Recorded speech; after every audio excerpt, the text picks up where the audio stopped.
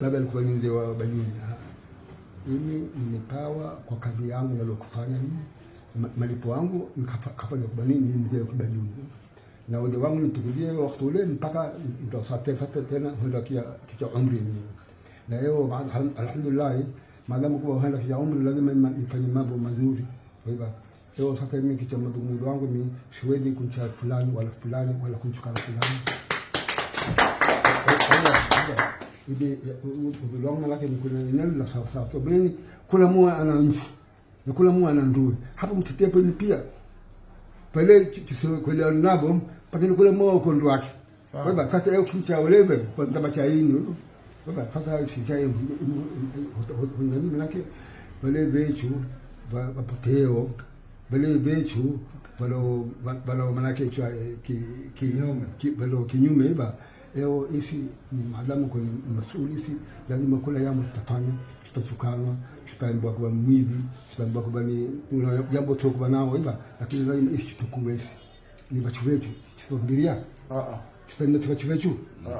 basi mwambia mimi kwa kweli tuko pamoja hapa na tumedelikana na lake kwa umoja wetu kula mwa malaki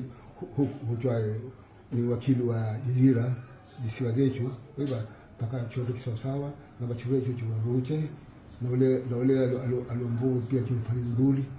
pamoja bila maana yake kuna kuba mimi nikaenda hiyo na mimi nikaenda hiyo wewe bila kufanya kuna kuba yeye amenifanya na mimi nifanye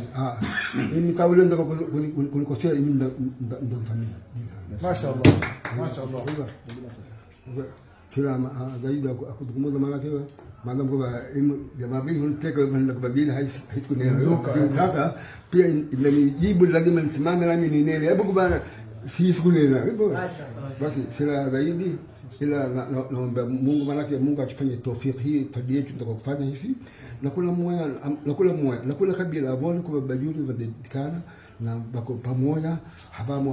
no yino ni uongo babole manake utaona ni uongo kwa basi na jamaa wetu wote dirogo wetu kwa leo si pia tukuta kwa hula ila fulani ni dirogo wetu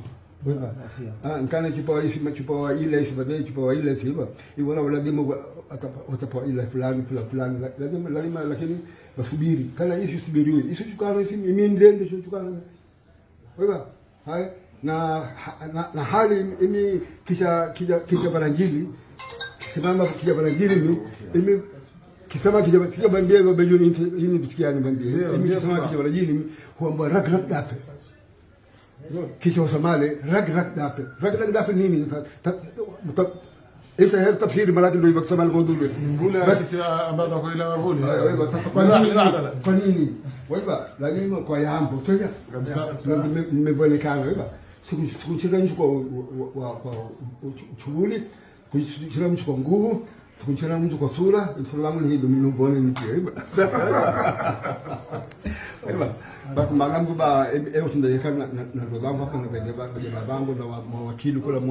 wakili wa jazira hivyo leo lazima niwe mzee na mimi nisimame nizungumze hivyo na sina zaidi bila malaki chomba la khair malaki na ule wetu apoteo Mungu